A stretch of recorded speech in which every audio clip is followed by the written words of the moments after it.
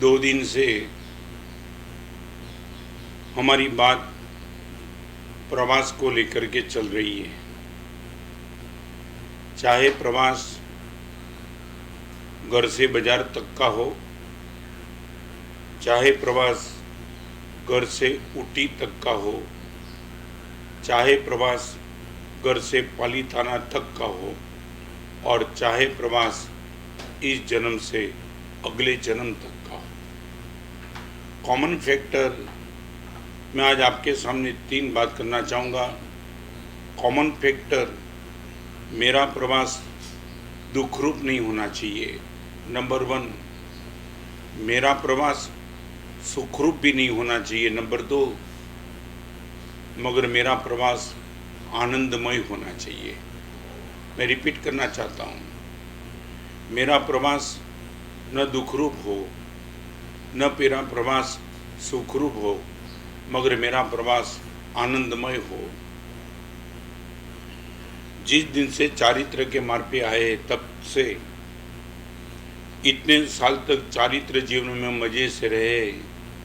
संयम जीवन में सुख बहुत है इसलिए नहीं, संयम जीवन में आनंद बहुत है। ज्ञान सार में उपाध्याय यशवी महाराज हम हर मुनि भगवान को इतना ही कहते हैं कि संयम का दिन जैसे जैसे बढ़ता जाएगा ऐसे तेरे चित्त की प्रसन्नता बढ़ती जाएगी। Now I would like to tell to you, आपका कोई भी प्रवास सुखरूप का नहीं, आप टारगेट बना दो, मेरा प्रवास आनंदमय होना चाहिए। मैं रिपीट करता हूँ, सुख दुख और आनंद के बीच में आपकी परिभाषा में फर्क बताऊँ। आपकी थाली में कचरा न हो वो दुख नहीं है, आपकी थाली में रोटी है वो सुख है, और आपकी थाली में रसगुल्ले है वो आनंद है। मैं आपकी परिभाषा में बात करना चाहता हूँ। कचरा न हो वो दुख नहीं है, रोटी हो वो सुख निश्चित है, मगर रसगुल्ले और गुलाब जामुन है वो आपके जीवन का आनंद है। थाली का आनंद, थाली का दुख और थाली का सुख। कचरा न हो वो दुख का अभाव, रोटी हो सुख की उपस्थिति, मगर रसगुल्ले और गुलाब जामुन हो वो आनंद का अनुभव। मैं आपसे इतना कहना चाहता हूँ, आपके जीवन को आनंदमय बनाना है, प्रवास आनंदमय बनाना चाहते हो। मैं रात को सोता हूँ, दोपहर को 12 बजे, सुबह उठता हूँ, आनंद आनंद आनंद को छोड़ के कुछ महसूस नहीं करता हूँ। आप ये पूछो गुरुदेव, आपके आनंद का राज क्या? 3-4 बात आज आपके सामने करना चाहूँगा। कल मैंने 3 बात बताई थी प्रवास के लिए। नंबर 1, ऑक्सीजन के स्थान पे आपके पास विवेक होना चाहिए। आपने देखा होगा छोटी उम्र का भी लड़का टोटली अनमेच्योर, और वो लड़का अपनी अंगुली विष्ठा में डालता है ना, तब माँ गर्म होकर के और तो कुछ नहीं कहती है, मगर 6-7 साल की उम्र का होने के बाद उनको कहती है, विवेक है कि नहीं तेरे पास? माने छोटी उम्र से विवेक की जरूर है। आप आपके बेटे को, आपके परिवार को और आपके खुद के जीवन को विवेक का अर्थ समझ लेना। गलत को छोड़ देना वही विवेक नहीं है, अच्छे को पकड़ लेना वही विवेक है। अकेले गलत को छोड़ देंगे वो विवेक नहीं होगा, गलत को छोड़ने के बाद अच्छे को पकड़ना भी पड़ेगा। सिनेमा का थिएटर छोड़ दिया, ब्लू फिल्म छोड़ दी, वो निश्चित अच्छा है, मगर परमात्मा के मंदिर में जाना शुरू कर दिया वो भी एक विवेक है।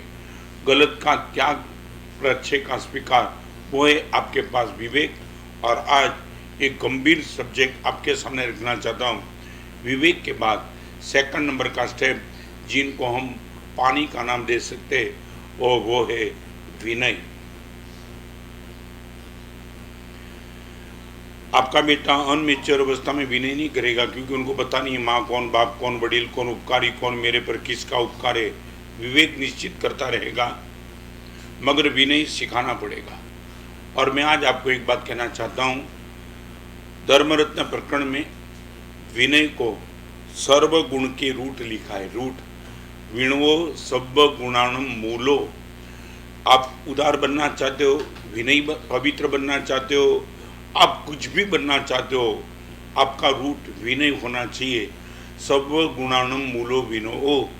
विनय सर्वगुण का मूल है, आज मैं एक छोटा सा विनय का एनलार्ज करके आपको बताना चाहता हूँ। मैं इतना कहूँ, जिन जिन लोगों के उपकार से तुम्हारा जीवन बना है और अभी चला है, रिपीट, जिन लोगों के उपकार से तुम्हारा जीवन बना और आज तक तुम्हारा जीवन चल रहा है, उनके प्रति कृतज्ञता व्यक्त करना, वो है विनय का श्रेष्ठतम प्रकार। I would like to ask you, किन किन लोगों से तुम्हारा जीवन बना है? आपने कभी सोचा? एक छोटा सा प्रश्न आज आपको मैं पूछना चाहता हूँ। कम से कम परमात्मा को एक प्रार्थना करना। आपको लगेगा प्रार्थना की बात है तो परमात्मा को मैं एक बात कहना चाहता हूँ, आज एकदम आपको डेप में ले जाना चाहता हूँ। आप एक प्रार्थना करना, थाली में जब भी बैठो, भोजन करने के लिए बैठो, थाली में जो भी द्रव्य है वो द्रव्य पेट में डालने के पहले परमात्मा को इतनी प्रार्थना करना, ये द्रव्य का सर्जन जिसने भी उत्पादन किया है, भगवान इनका पेट कभी खाली मत रखना। सच बोलो, तुमने कभी ये प्रार्थना की है? थाली में रोटी हाथ में रखने के पहले रोटी गेहूं से बनी, ये गेहूं किसान ने फसल पैदा की, आपको मालूम नहीं कि कैसे हुआ, वो बारिश, वो जमीन, वो क्या क्या किया होगा उसको, आपको कुछ पता नहीं। सिर्फ पैसे की ताकत से तुम आपके घर में गेहूं लेके आए और गेहूं से तुमने रोटी बना दी। सिर्फ इतनी प्रार्थना करो, भगवान ये रोटी से मेरा शरीर बनता है, कम से कम ये गेहूं रोटी जिस गेहूं से बना है, वो गेहूं जिस खेत में पैदा जिस किसान ने किया है, वो किसान के पूरे परिवार को भगवान कभी भूखा मत रखना।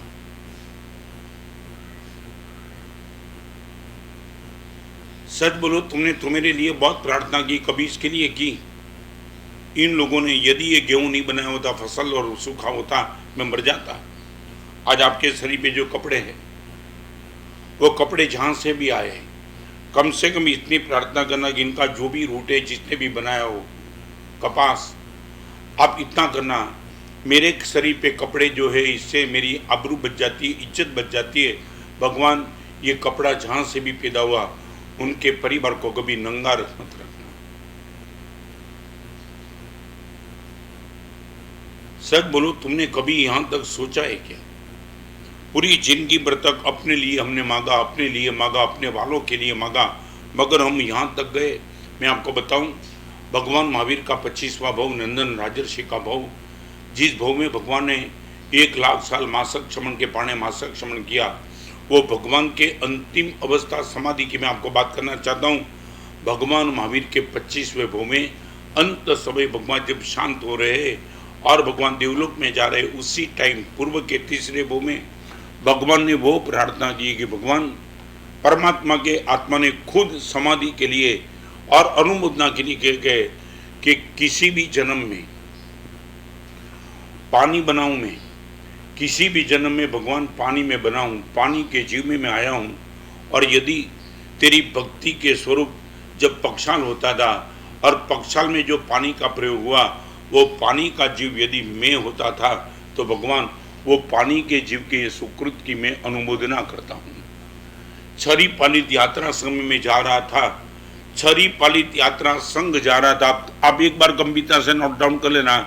छरी पालित यात्रा संघ जाता था, उसी टाइम गर्मी के समय किसी यात्री को हवा देकर के मैंने शाता दी है, वो वावकाई के जीव की वो सुकृत की मैं अनुमोदना करता हूँ। भगवान अग्निकाय के जीव में मैं गया हूँ और तेरे मंदिर में दीपक बन के मैं अग्निकाय के रूप से बना हूँ। मैं खुद भगवान देवकाय में था और अग्निकाय बना, और तेरे मंदिर में तेरे सामने दीपक के स्वरूप में अग्निकाय में था। भगवान वो सुकृत की मैं अनुमोदना करता हूँ। भगवान महावीर का आत्मा 25वें भव में यहाँ तक जा सकते, हमने पूरी जिंदगी तबाह कर दी, किसी का उपकार नहीं। इंदौर में एक भाई मुझे मिले थे 14 साल पहले, आपने एक नया बंगला बनाया था।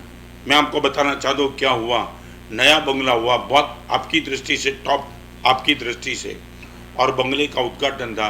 आप विश्वास नहीं कर पाएंगे, बंगले के उद्घाटन के पहले बंगला जिसने बनाया था, जिस बिल्डर ने, जिस कारपेंटर ने, जिसने खिली भी ठोकी थी, जिसने सीढ़ी बनाई थी, जिसने सीमेंट, जिसने रेती, जो कुछ भी लाया था, हर छोटे आदमी को उसने आमंत्रण दिया। मैं रिपीट करना चाहता हूँ, कार्ड तो भेजा, कार्ड भेजने के पहले सही अर्थ में बंगले का उद्घाटन दूसरे दिन था, मगर पहले दिन उसने सभी को बुलाया। जिन लोगों ने एक छोटी सी खिली भी डाली थी, उसने बोला पूरी जिंदगी भर तक मेरा परिवार बंगले में सेफ आपकी ताकत से रहेगा। क्या तुमने जमकर के बंगला बनाया है, इसके लिए आप विश्वास नहीं कर पाएंगे। बंगले के उद्घाटन में करीबन 400 नौकरों को बुलाया था, फिर टॉप क्लास के लोगों को।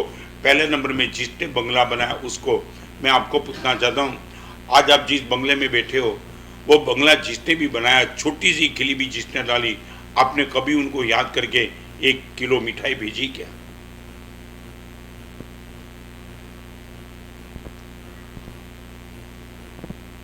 તમને ગુજરાતી ભાષામાં યાદ કહી દઉં, કૃતજ્ઞતાના ગર્ભમાં બધા જ ગુણો જન્મે છે। કૃતજ્ઞતા એક એવો ગર્ભ છે કે જે બધા જ ગુણોને જન્મ આપી દે છે, બધા જ ગુણોને। जिन जिन लोगों का उपकार मैंने लिया है उनको मैं स्मृति पथ में ला करके कम से कम हाथ जोड़ के वंदन भी तो कर लूं। उन सभी को मैं याद करता हूं, तब मेरा दिल भर जाता है। आज कोरोना के माहौल में वो कोरोना वॉरियर्स, जो पुलिस, जो सुप्रिंटेंडेंट, जो गवर्नमेंट, जो कोई भी है, आज आपके घर में सेफ हो। कम से कम आपको ये होना चाहिए कि नहीं, उन लोगों के कारण से मैं सेफ हूँ। તમે લખી રાખો, તમારે લખવું હોય તો, સુખમાં પ્રભુની યાદ આવી ગઈ। આખી જિંદગી ભર તમારે આ કોટેશન આંખ સામે રાખજો।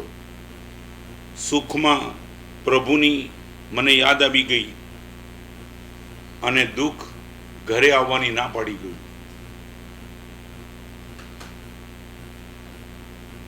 સુખમાં મને પ્રભુની યાદ આવી ગઈ અને દુઃખ मैंने घरे आवानी ना पड़ी। दुख ने मुझे कान में आकर के बोल दिया, तूने सुख में परमात्मा को याद किया है, अब मेरा चांस नहीं है तेरे घर पे आने का। फरी बार लखी राखो, सुख में मने प्रभुनी याद आवी गई अने दुखे मने घरे आवानी ना पड़ी। आज पछी जिंदगी में तारा घरे क्यारे नहीं आवुं, कारण के ते सुख में परमात्मा ने याद कर्या छे। हमने वो स्तबन बनाया। प्लीज़ ये स्तबन कभी उपयोग मत करना, मैं ना बोलता हूँ, मेरा दिल चुभता है। मेरे दुख के दिनों में वो बड़े काम याद आते। भगवान को हम ये कहेंगे, भगवान दुख के दिनों में तू काम आता है। आज मेरा सुख भी तेरी कृपा से मिला, तो दुख के दिनों में तुम काम आते। तुमने हमारी ये बदमाशी की। हमने भगवान को दुख के समय के लिए कहा, भगवान दुख के दिनों में तू बड़ा याद आता है, तू बड़े काम का है। आप ये बोलो कि भगवान दुख मेरे जीवन में इसलिए तो आया है, मैंने सुख के समय में तुझे याद नहीं किया। और यही बात सीतानाथ भगवान के स्तर में उपाध्याय जी महाराज ने लिखी है, तुम न्यारे तब सब ही न्यारा, अंतर कुटुंब उदारा, तुम ही नजीक नजीक है सबई, रिद्धि अनंत अपारा, साहिबा शीतल जिन मोहे प्यारा। भगवान आज मेरे पास जो कुछ भी है, इसका कारण मैंने तुझे याद किया था, इसलिए ये, और दुख भी है, मैं तुझे भूल गया था। इसलिए मैं आपसे पूछना चाहता हूँ, आपके जीवन को ऑब्जर्वेशन करके इतना पूछो, सच बोलो, दुख के समय में परमात्मा याद आते हैं या सुख के समय में याद कर देते हो? भगवान मने सुखना समय में प्रभु तमे याद आ गया और दुखे घरे आवानी ना पाड़ी दी थी। और मैं आपको दावा के साथ कहना चाहता, मेरे और आपके जीवन में जो कुछ भी दुख है, इनका एक कारण हमने सुख के समय में भगवान को याद नहीं किया था। हमने बाजार को याद किया, पत्नी को याद किया, परिवार को याद किया, मित्र को याद किया, अपने पैसे को याद किया, पुण्य को याद किया। हम परमात्मा को भूल गए जो रूट थे। एक बार तो प्रयोग करो, आज तमारो जो सुखनो समय चाले छे तो परमात्मा ने याद करो। सुखना समय में प्रभु तमे याद आवी गया। कदम कदम कदम कदम पे आप कोई भी मुझे पूछो, पूछने की जरूरत नहीं, बस मेरे मन में भी होता है। मैं जहां बैठा हूं ना, वहां गुरु भगवान का फोटो है। शायद एक दिन में 100 बार नजर जाती होगी, मैं देखता नहीं हूँ, बस वहीं नजर जाती है और ऐसे ही हाथ जुड़ जाता है, गुरुदेव आप नहीं होते मेरे जीवन में कुछ नहीं होता, नथिंग। आप ये मानते मैं दुखी हूं, मैं बहुत सबसे ज्यादा सुखी हूं पूरी दुनिया में, फिर भी एक मिनट के लिए भी देव गुरु को भूल नहीं पाता हूं। और तुम ये बोलते कि महाराज साहब बुखार आएगा तो परमात्मा को याद करेगा, बुखार के पहले भगवान को याद नहीं कर पाएंगे। नंबर 2, पहले नंबर में विवेक चाहिए, नंबर 2 विनय चाहिए। विनो सब गुणानम मूलो, सर्व गुण का रूट मूल एकमात्र विनय है, वो 100% आपके पास होना ही चाहिए। और कम से कम आप इतना करो, मैं आपके सामने नीचे उतरना चाहता हूँ, थोड़ું એટલું કરો, ઉત્તમ અને ઉપકારી સામે ઉદ્ધતાઈ ક્યારે પણ નહીં રાખો। ખાલી તમને બે નાનકડી સલાહ આપી દઉં છું, તમે જેને ઉત્તમ માનતા હો અને તમારા જીવનમાં જેને તમે ઉપકારી માનતા હો એની સામે તમે ઉદ્ધતાઈ પ્લીઝ ક્યારેય પણ નહીં કરતા। आपकी दृष्टि से जो भी व्यक्ति आपके अपार्टमेंट में, आपके समाज में, आपके धर्म में कहीं भी आपको लगता है नहीं गुरुदेव 100% मेरा उनको परिचय नहीं है मगर उनको मैंने सुना है, वो उत्तम व्यक्ति है, गुरुदेव दावा के साथ मैं कहना चाहता हूँ उनकी उत्तमता की बरोबरी मेरे जीवन में नहीं है। एक उत्तम और नंबर 2 उपकारी, चाहे आपके माता पिता हो, चाहे आपका मित्र हो, चाहे आपका भाई हो, कोई भी हो, आप इनके प्रति, मैं मुलुंड की बात करना चाहूँगा। एक भाई है मुलुंड में जिनके परिवार में जिनके पिताजी थे तब से एक नौकर था, आज है कि नहीं मुझे मालूम नहीं, मगर वो नौकर था, नौकर की उम्र होती चली। इस नौकर ने इस लड़के को अपने हाथ पे लेकर के घुमाया था, गार्डन में घुमाया था, और वो नौकर, वो लड़का आज बिल्डर हो गया, और वो अपने घर में रहने वाले नौकर, वो नौकर ही रहा, मगर उनकी उम्र हुई 50, 55, 60, 65, और ये भाई ने अपने नौकर को बोल दिया आपको जिंदगी पर कहाँ भी नहीं जाना है, आप कहीं नहीं जाएंगे, मेरे ही घर पे रहेंगे। और तुम हाइट समझ सकते हो, इस नौकर को अपने घर में एसी कमरा दे दिया, एसी कमरा आपके हाथ में मैं खेला हूं। जब भी मैं रोता था माँ आपको दे देती थी और आप मुझे कहीं ले जाते थे, जो कुछ भी था। मेरे माता पिता ने मेरे जीवन को बनाया, तो आपने भी मेरे जीवन में बहुत कुछ उपकार किया है। एसी कमरा, और आपने मुझे बता दिया था गुरुदेव कभी भी उनको राजस्थान जाने का होता है और मैं गाड़ी दे देता हूँ, गाड़ी में जाना, गाड़ी में वापिस आना, और जितनी बार जाना है उतने टाइम 50,000 रुपीज़ कैश देना, 50,000 रुपये। किसको? नौकर को। एक बार आप अपने आप को ऑब्जर्वेशन कर देना, पिता की उम्र के नौकर थे। मैंने पूछा था, मैंने बोला ये ऐसा क्यों गुरुदेव? मान लिया नौकर, तो वो बोलने में भी गुरुदेव शर्म आती है, पिताजी की उम्र में पहुंचे उसको मैं कैसे नौकर बोलूं? नहीं गुरुदेव, मेरे मन में वो भाव नहीं है, मगर एक तो आइडेंटिटी देना है, इसलिए देना चाहता हूँ। एक समय था मेरे घर में उसने काम किया था, आज मैं गुरुदेव एसी कमरा, तीनों टाइम भोजन की व्यवस्था, आप समझ सकते हो, डॉक्टर, मेडिकल सब व्यवस्था। और एक दिन शायद आपकी धर्मपत्नी ने इतना कहा, अपने घर में पिताजी तो शांत हो गए, और अपने घर में पिताजी की उम्र वाले एक ही तो व्यक्ति है, हम ये कर सकते हैं, रोज सुबह उठने के बाद हम, हमारा पूरा परिवार इन वृद्ध पुरुष के नमस्कार करके दिन की शुरुआत करेंगे। आप ये विश्वास कर पाते?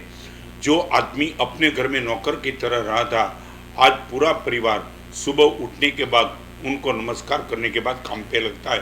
ये है विनय।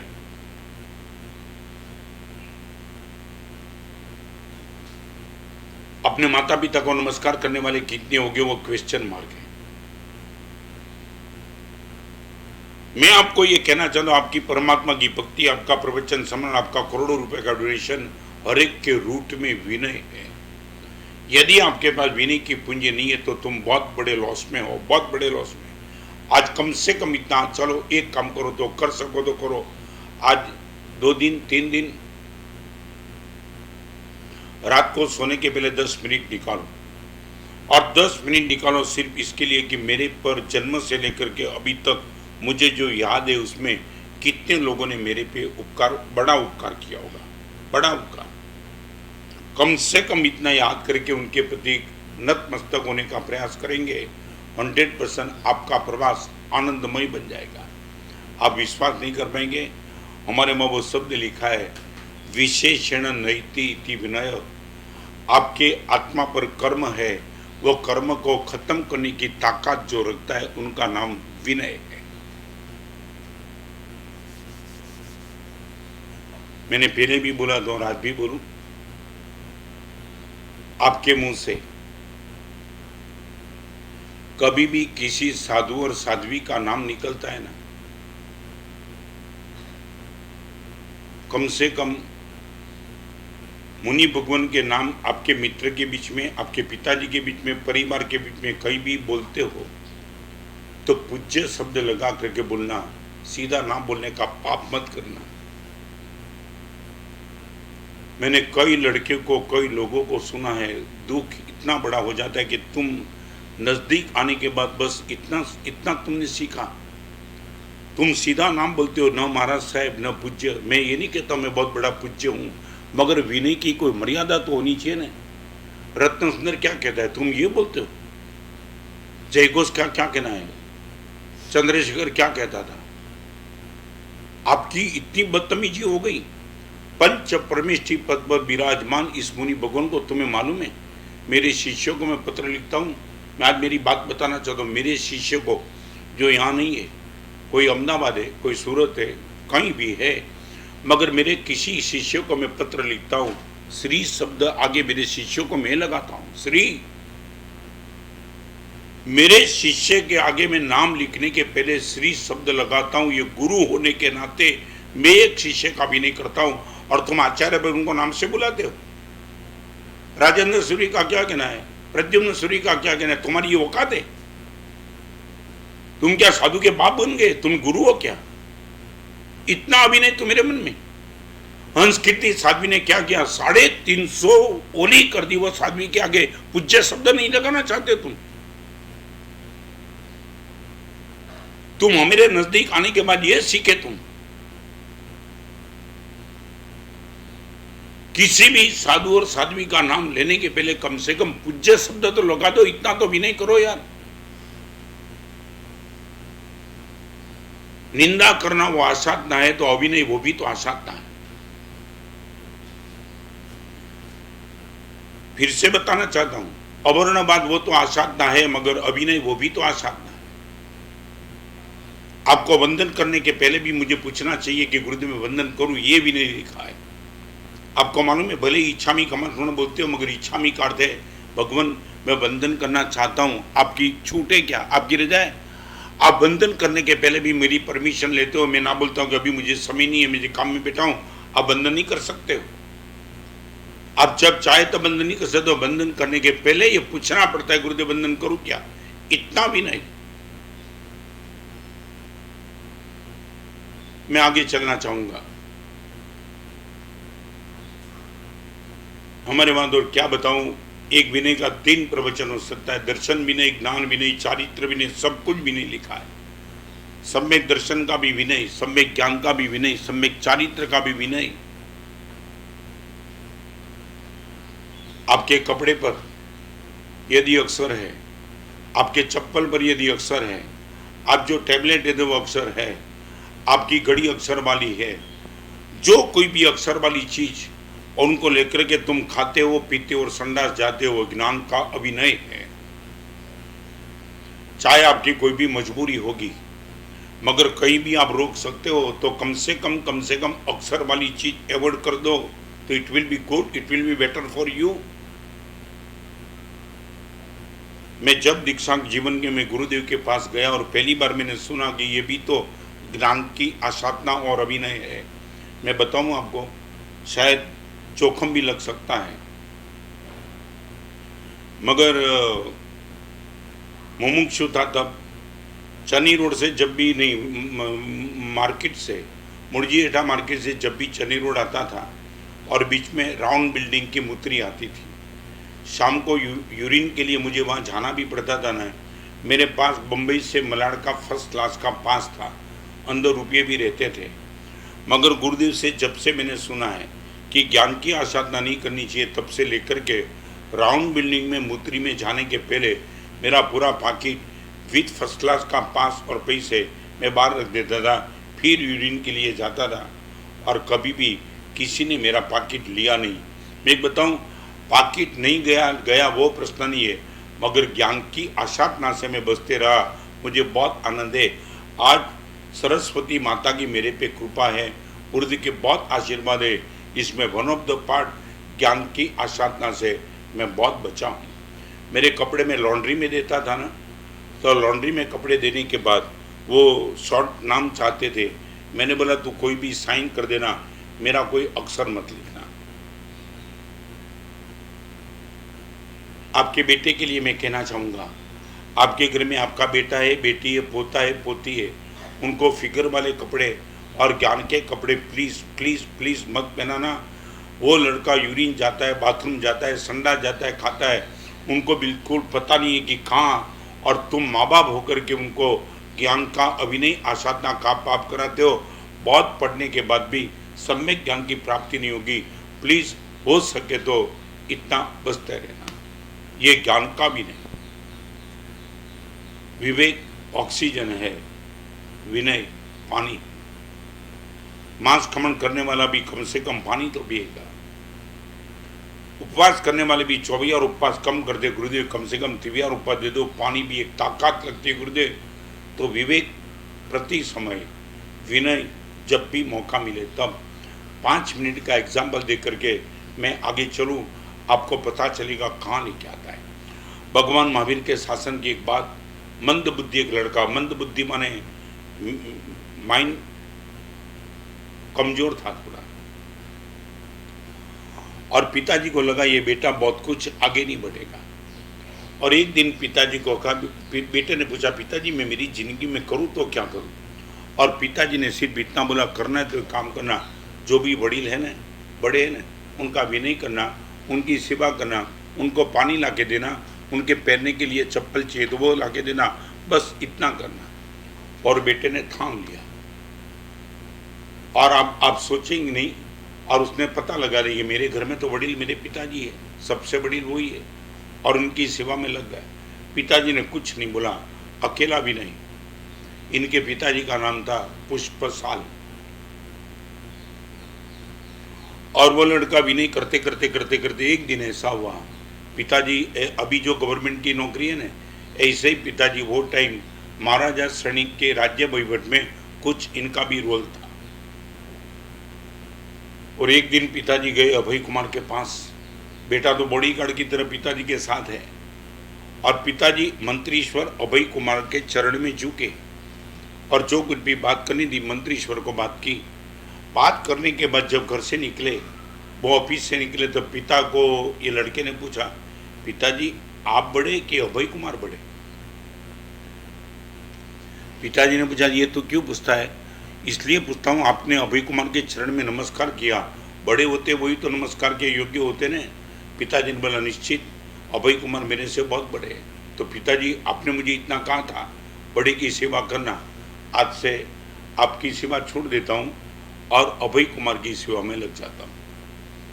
अभय कुमार को पिताजी ने समझाया, बेटा शालीन है, बुद्धि का कमजोर है, मगर आपके पास उनको रखना, जो छोटा मोटा काम करे, तनख्वाह नहीं, इनका श्रद्धा का सब्जेक्ट है।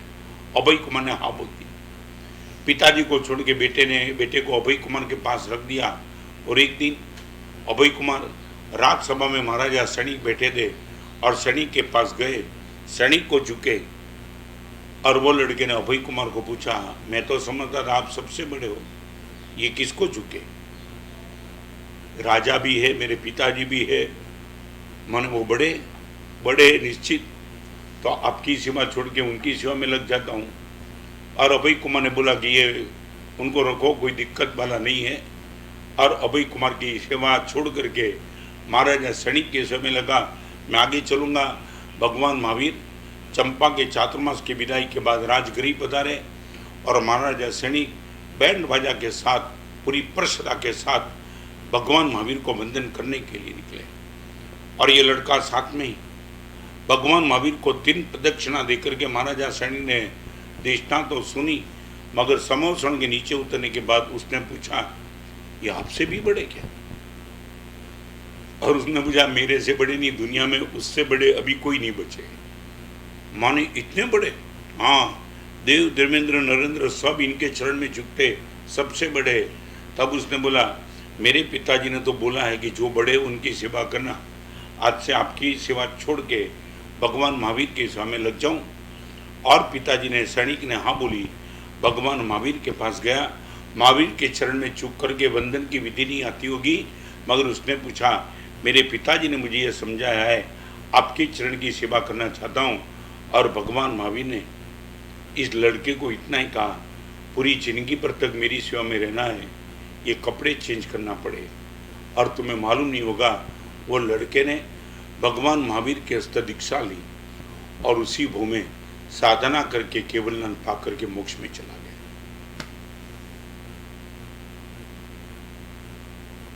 एक विनय यहां तक ले जा सकता है। मंद बुद्धि वाला लड़का परमात्मा महावीर के चरण की सेवा करते करते मोक्ष में चला जाए। तुमने ये सोचा है विनय कहां से शुरू होता है और कहां समाप्त होता है? पिताजी की सेवा, अभय कुमार की सेवा, सैनिक की सेवा, आखिर महावीर की सेवा, संयम जीवन की प्राप्ति और निर्दोष अंतःकरण को लेकर के वो चला गया। सेकंड नंबर विनय चाहिए आपके पास। और नंबर 3, आपके प्रवास को आनंदमय बनाने के लिए तीसरे नंबर का वात्सल्य चाहिए। विवेक वो ऑक्सीजन है, विनय वो वाटर है, वात्सल्य वो फूड है।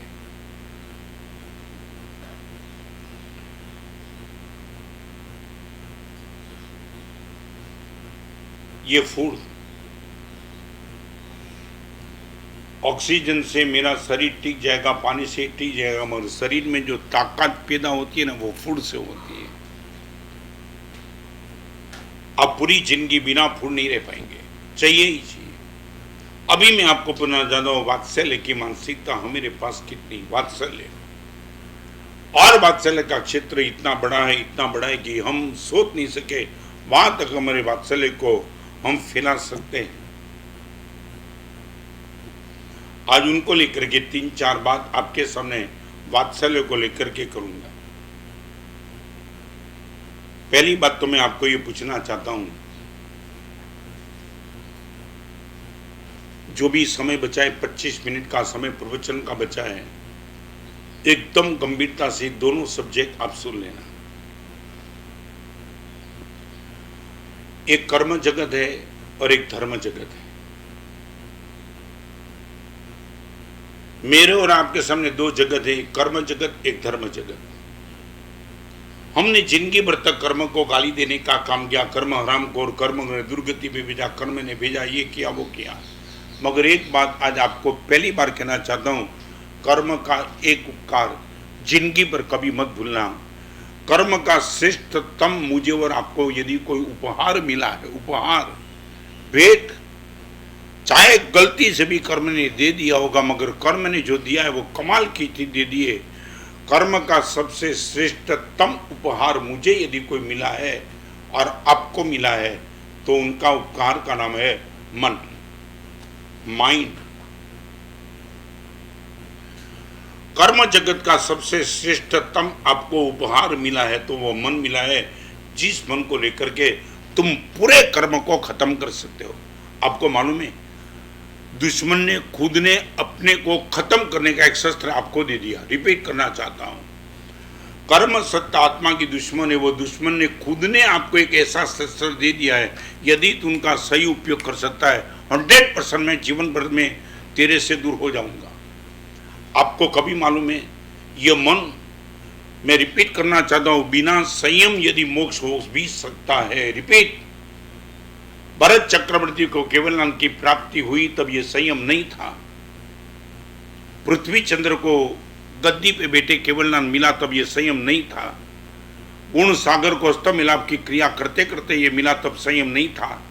इलायची कुमार ने रस्सी पर दौड़ते दौड़ते दौड़ते केवलानंद की प्राप्ति तब संयम नहीं था। एक अपेक्षा से मैं कहना चाहता हूं, बिना संयम आपका मोक्ष हो सकता है, बिना मन आपका मोक्ष नहीं हो सकता है। मैं आपको ये पूछना चाहता हूं, आपको कभी लगा कि कर्म सत्ता तूने, अभी देख गलती से भी तूने मन दे करके अपराध किया ने, यही मन से तुझे खत्म ना कर दूं तो मेरा नाम नहीं। सच बोलो, आपको कभी लगा है यही मन कर्म सत्ता का सबसे श्रेष्ठतम उपहार यदि किसी को मिला है, हमें मिला है, और वो उपहार का नाम मन है। I would like to ask you, आपके मन का आपने उपयोग क्या किया?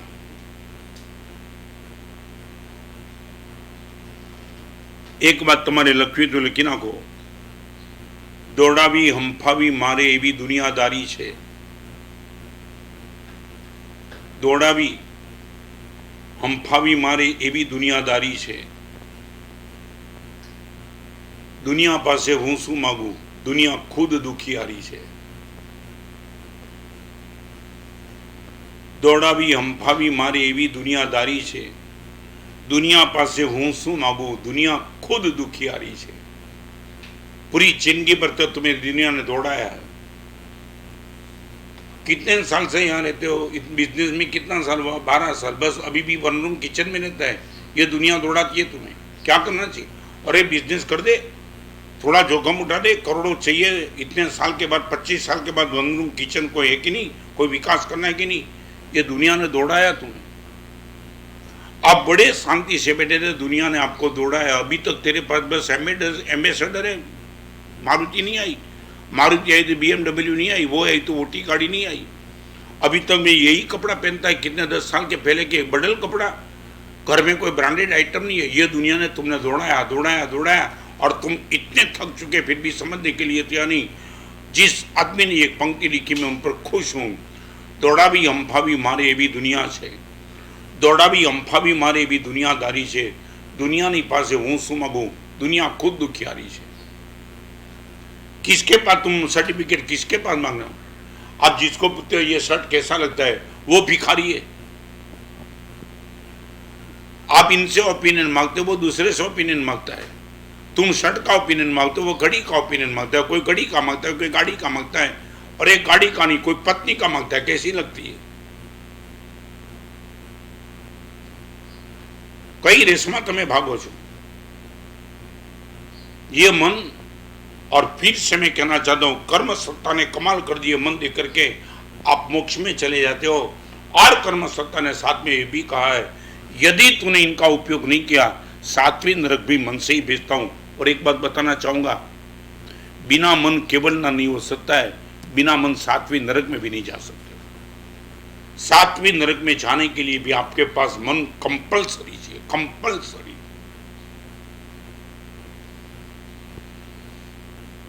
सच बोलो, आपको क्या लगता है?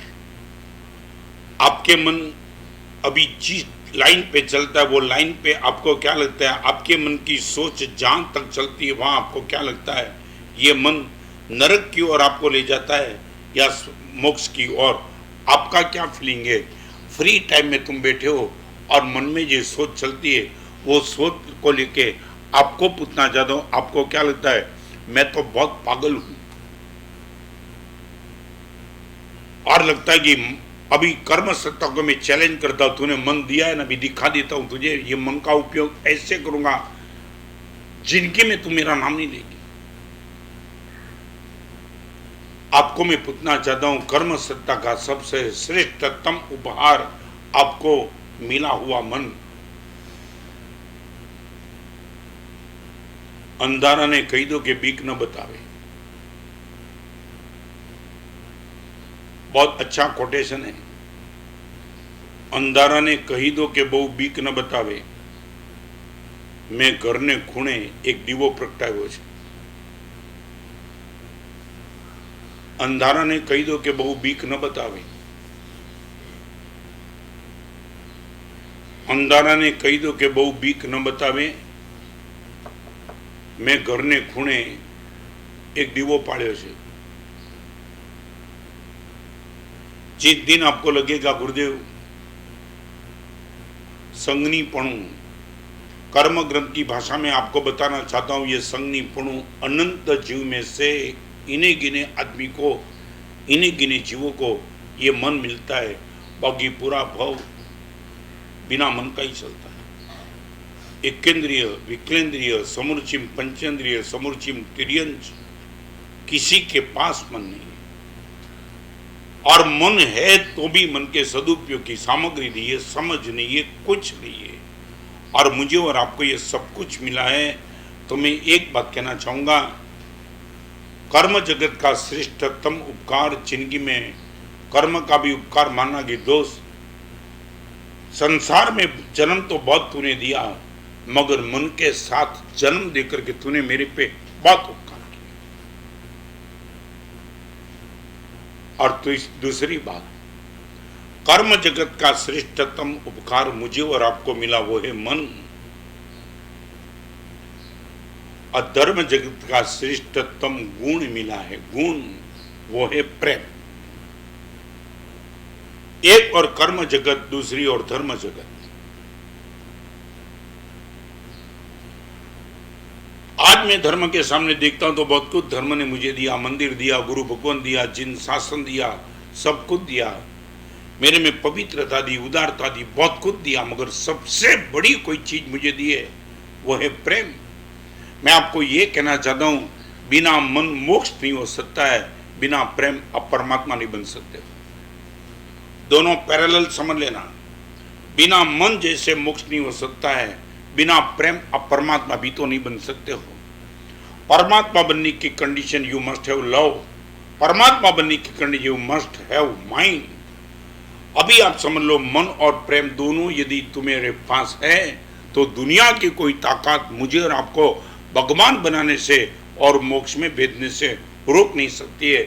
और यदि ये ताकत आपके पास होने के बावजूद भी, और बताऊं, मन कर्म ने दे दिया, प्रेम आपको क्रिएट करना पड़ेगा। मन कर्म सत्ता ने दे दी, उदारता के साथ, आपने नहीं भी मांगा था उसने दे दिया, मगर आपको चैलेंज सबसे बड़ी है प्रेम की, जिसको मैं वात्सल्य कहता हूं। मन दे करके कर्म सत्ता ने कमाल कर दी, मगर I would like to ask you, आपके पास प्रेम की मानसिकता है कि नहीं?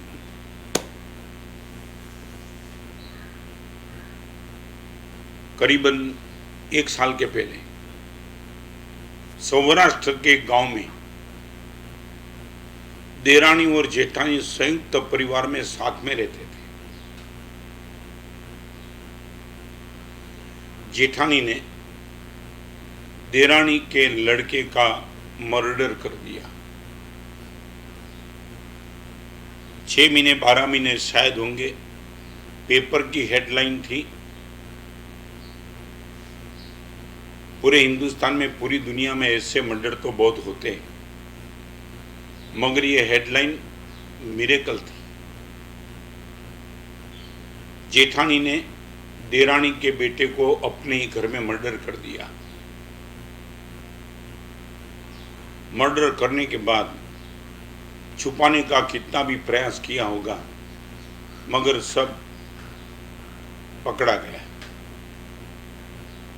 जेठानी ने अपना अपराध कबूल कर दिया।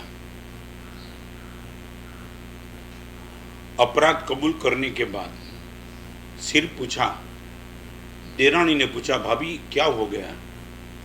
मेरे बेटे का मर्डर आपने कर दिया, मैं समझ नहीं पाती हूँ, आपको तो मैं मां मानती थी।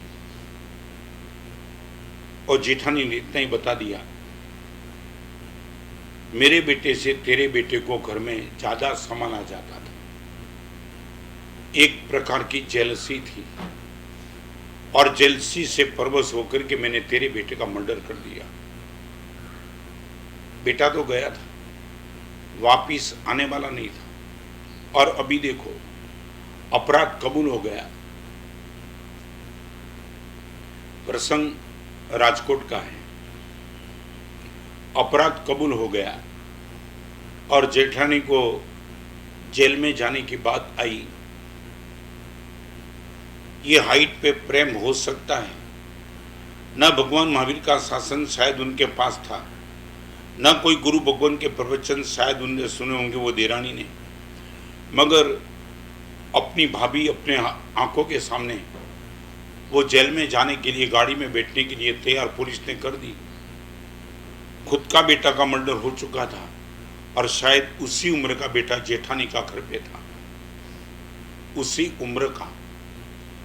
और जेठानी को जेल में जाने के पहले देरानी ने भाभी का हाथ पकड़ के इतना ही कहा, जो भाभी हो गया हो गया। मैं उनकी कोई कमेंट करना नहीं चाहती हूँ, मगर मैं आपको वादा देती हूँ, आपके बेटे को मेरे बेटे की तरह संभालूंगी। मेरा बेटा गया, मैं उनकी माँ बन जाऊंगी। आप भाभी जेल में कोई चिंता मत करना। You can believe it.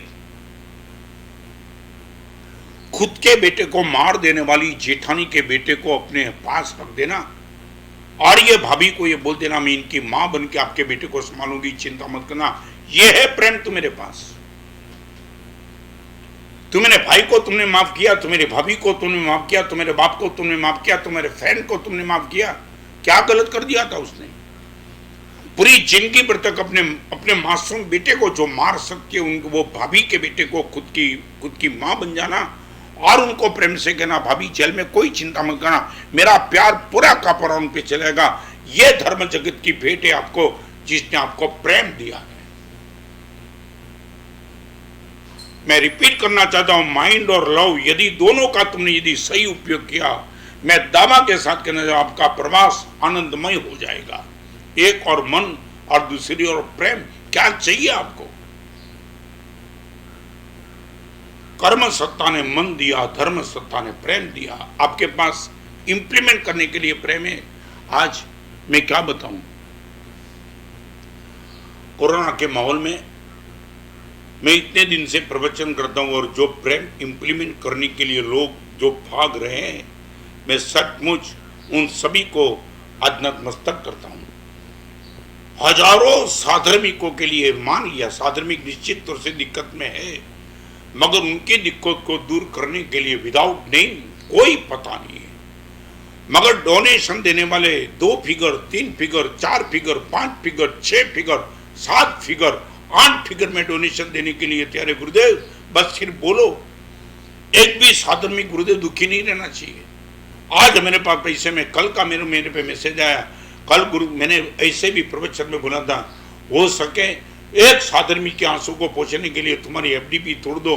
कल एक भाई अहमदाबाद से ऐसे आए कि जिसने इतना कहा कि गुरुदेव के प्रवचन में एफडी सुनने की बात सुनी, एफडी तो छोड़ो और भी मेरे पास कैश है। 4 दिन के पहले शायद उसने 1 लाख रुपया दिया होगा, फिर से 1 लाख रुपया दे के चले गए अलर्ट ग्रुप में।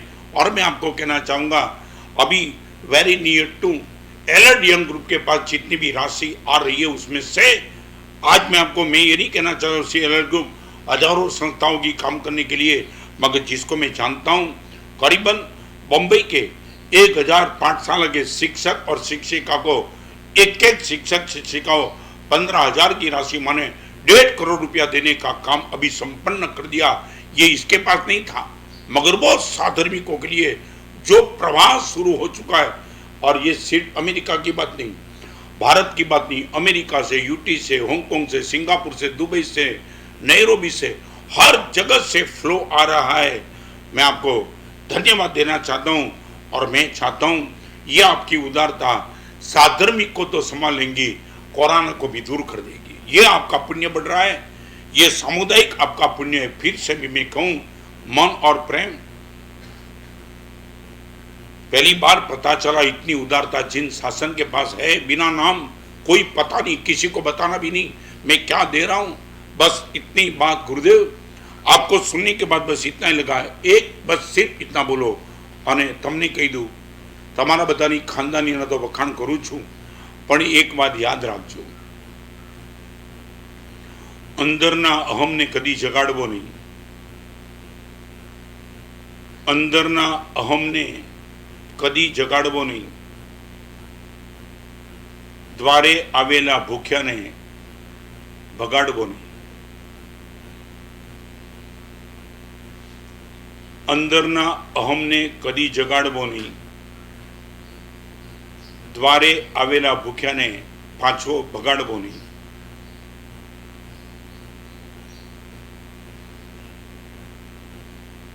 ફરીવાર, અંદરના અહમને કદી જગાડવો નહીં, દ્વારે આવેલા ભૂખ્યાને પાછો ભગાડવો નહીં।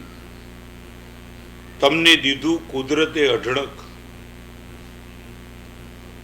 તમને દીધું कुदरते अढळक, थोड़ा चुभेगा मगर ये बोलने के लिए मैं मजबूर हूं। अंदरना अहमने कदी जगाड़वो नहीं, द्वारे आवेला भूख्याने कदी पाछो भगाड़वो नहीं। तमने दीधु कुदरते अढळक अने तमे दीधु एक पड़ीकू, एमां ढोल क्यारे वगाड़वो नहीं।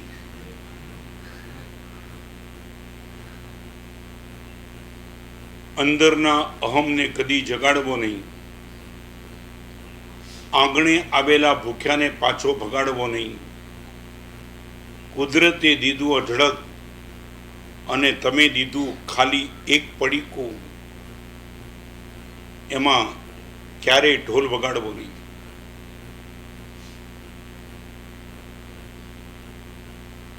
मैं पहले भी बोला, आज भी बोलूं. कलिकाल समय आचार्य भगवान हेमचंद्र शर्मा ने वितराग स्तोत्र में एक शब्द लिखा है, भगवत प्रसादे नैवाम यतिम प्रापितो भुवम औदास्येन निरदानीम तव युक्तम अपेक्षितम, इतनी भूमि तुम ही आण्यो. ये गुजराती समझो, इतनी भूमि तुम ही आण्यो. भगवान यहां तक आपकी कृपा से पहुंचा. 74 साल की उम्र तक भगवान मेरी आंख सही चलती है, आपकी कृपा. क्या दिया आपने? पैर दिया, हाथ दिया, मन दिया, शरीर दिया, खून अभी भी शरीर में बराबर चलता है, ऑक्सीजन लेवल बराबर है, तीनों टाइम भोजन घर में मिलता है. इतनी भूमि तुम ही आने हो. भगवान यहां तक आप ही तो लेके आए मुझे.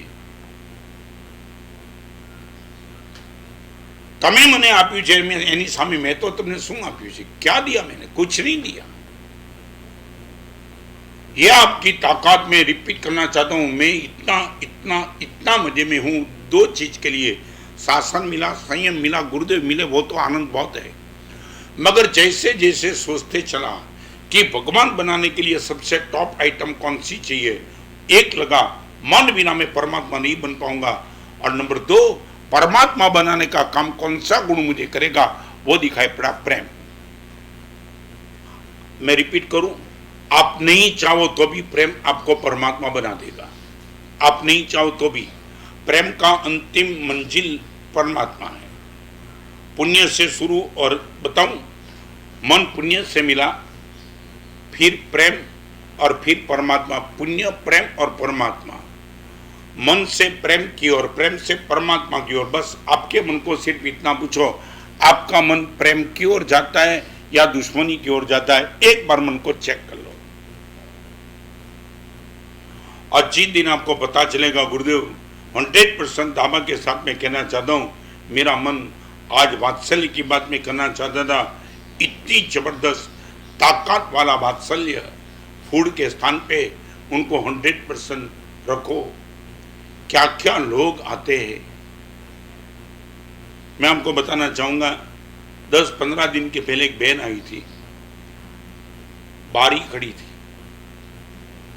और मुनि माँ, मैं तो बाहर जाता नहीं, बाहर जाने की ऐसे भी परमिशन थी, मेरी साधना में बैठा. इनके पहले की बात, मुनि भगवान बाहर गोचरी के लिए गए थे अंदर ही, और बहन ने, महाराज साहब क्या है बहन, गुरुदेव का प्रवचन में सुनती हूँ, साधर्मिक भक्ति के लिए कुछ राशि देना चाहती हूँ, ऐसे में कमजोर हूँ.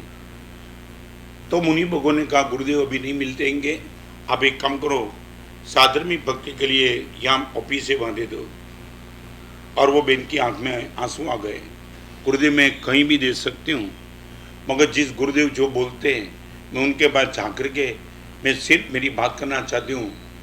और वो बहन, मेरे साधु ने कहा, गुरुदेव आपको ही मिलना चाहती है बहन. मैं भी possible, she was about 30-32 about. मैं बाहर आया, बहन ने वंदन किया, उनकी अंगुली पे लड़की थी. महाराज साहब, मैं मेरी छोटी लड़की, महाराज साहब बहुत कुछ तो मेरे पास नहीं है, मगर बड़ी मुश्किल से 5,000 रुपये की राशि मैंने बचाई है. आपके चरण में जो भी साधर्मिक को आपको ठीक लगे, उनके वहाँ तक 5,000 रुपया भेज देना. और अभी आप बात सुनो, गुरुदेव मेरी 2 लड़की है, संपन्न परिवार से हम नहीं है गुरुदेव, मध्यम परिवार से, मिडिल क्लास से है. कोई उदारता इतनी ज़बरदस्त है भी नहीं, कर भी नहीं सकती हूँ, मगर जो बचाया हुआ पैसा. और जब मैंने गुरुदेव 5,000 रुपया निकाला, तब मेरी ये दोनों लड़की ने पूछा, मम्मी ये 5,000 लेकर के कहाँ जाती है? और लड़की ने मुझे बताना पड़ा कि गुरुदेव साधर्मिक भक्ति के लिए कोरोना के माहौल में बोलते, और इसलिए गुरुदेव के चरण में 5,000 रुपया रखने के लिए जाती हूँ. गुरुदेव ये छोटी सी लड़की साथ में थी, मैं भी पॉसिबल 7-8 साल की शायद होगी. गुरुदेव लड़की कुछ ज़्यादा तो समझती नहीं है, मगर छोटी लड़की और बड़ी लड़की दोनों ने कहा मम्मी हमारे पास जो गल्ला पड़ा है छोटा सा, कहीं 2 रुपया 5 रुपया 10 रुपया मिलता है, वो मिले हुए गल्ले को हमने स्टोरेज किया है। वो गल्ले भी जो भी रुपया है वो रुपया भी मम्मी गुरुदेव के पास लेकर के हम चले। महाराज साहब मेरे 5,000 की इतनी कीमत नहीं है। बड़ी प्रेम से, बड़े मुश्किल से, बड़े उत्साह, बड़े उल्लास के साथ छोटी बेटे के गले में 200 रुपया थे, बड़ी बेटी के गले में 400 रुपया थे। महाराज साहब 200 और 400 रुपया दोनों लड़की लेके आई है। महाराज साहब कहीं भी साधन में खो दे दे।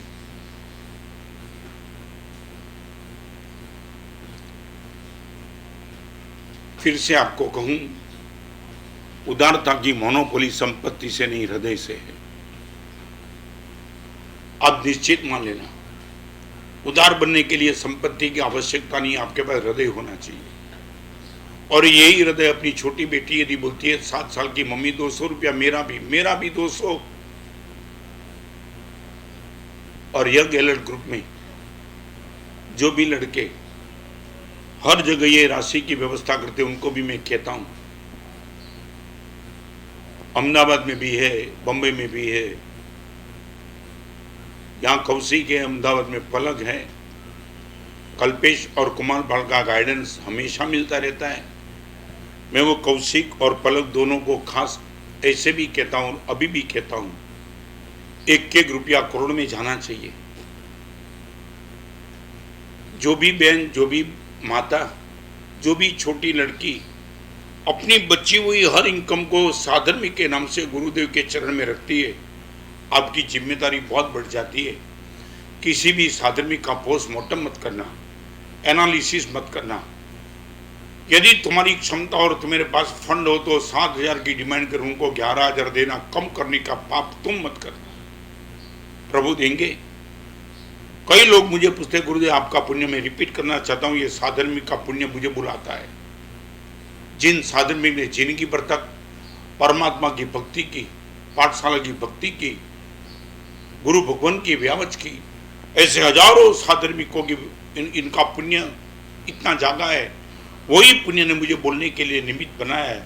और ये निमित्त को लेकर के लोगों, मैं सच बताऊं, 50 लाख 75 लाख एक व्यक्ति देने वाले भी है, तो एक छोटी लड़की 200 रुपया भी फुल अपनी पूंजी 50 लाख देने वाले ने, फिर से मैं कहूँ, એને મારે ખાલી એટલું કહેવું છે દોસ્ત, તે દીધું છે તો ખાલી એક પડીકું દીધું છે અને આખું જવેરાત આપી દીધું છે। 100-200 रुपया देने वाली लड़की को नतमस्तक करके हम इनकी अनुमोदना करेंगे। बहन क्या तू समझती साधर्मिक भक्ति में, मगर माने क्या संस्कार दिए होंगे, मम्मी 5,000 तेरा, 200 मेरा और 400 मेरी बहन का, ऐसा आ रहा है। फिर भी मैं आपको कहना चाहता हूँ, जहाँ भी आपका इंफ्लुएंस, मैं तो ये भी कहूँगा आप दलाली तो कर सकते हो कम से कम। चलो मान लिया आपकी कैपेसिटी थी और कैपेसिटी के मुताबिक तुमने बहुत कुछ दे दिया, मगर आपके फ्रेंड सर्कल को, अपने बिजनेस सर्कल को आप बोल सकते हो कि दोस्त अभी ये माहौल है पुण्य कमाने का, पैसा कमाने, मैं रिपीट करूँ, पैसा कमाने की तेजी बहुत आई, ये माहौल पुण्य कमाने की तेजी का है। जितना हो सके उतना पुण्य बढ़ाते चलो। और फिर देखो आपका प्रवास दुखरूप नहीं होगा, ये नहीं कहना चाहता हूँ, सुखरूप होगा वो भी मैं नहीं कहना चाहता हूँ, आनंदमय प्रवास होगा। गुरुदेव मजा आ गई, मजा आ गया। आज किसका आनंद है? गुरुदेव डोनेशन दिया, ये हाथ खुले हो गए, गुरुदेव पहली बार हृदय खुल के देता है। और जिस दिन आपके मन में ये भाव पैदा होगा, मैं निश्चित कहूँगा, एक बार बताऊँ लास्ट, परमात्मा जब वर्षिदान देते हैं ना, तब वर्षिदान के अतिशय में एक अतिशय वो है कि मांगने वाले का मन कम हो जाता है। आपको मालूम नहीं है, भगवान जब वर्षिदान देते तब ये लिखा है कि मांगने वाला चाहता है कि मुझे करोड़ मिल जाए, मगर उनका मन ही इतना छोटा हो जाता है, वो करोड़ के सामने 1,000 मांग करके खड़ा रहता है। भगवान तो करोड़ देने के लिए तैयार थे, मगर परमात्मा की देने की जो प्रेम था, वो प्रेम ने सामने वाले की डिमांड कम कर दी। मैं इतना ही कहूँगा, साधर्मिक भक्ति में आप जितने प्रेम से देंगे उतने मांगने वाले की इच्छा अपने आप से कम हो जाएगी, आपका प्रेम उनको मजबूत बनाते रहेगा। तो मैं ये कहना चाहता हूँ, धर्म जगत ने मुझे प्रेम दिया, कर्म जगत ने मुझे मन दिया, वही मन से प्रेम के माध्यम से चल पे मैं खुद जितना जल्दी परमात्मा बन सकूं इतना बन जाऊं। प्रवास को लेकर के और भी गंभीर बात करनी है। फिर से कहूं, विवेक ऑक्सीजन है, विनय वो वाटर है, और वात्सल्य वो फूड है। पानी, अनाज और ऑक्सीजन, इनसे तो शरीर बनता है। ये तीनों से हमारी आत्मा तैयार होगी और हम शीघ्र प्रभु के पास पहुंच करके प्रभु बन ही जाएंगे। ये रास्ते पे मुझे और आपको प्रभु खूब खूब कोऑपरेट करे।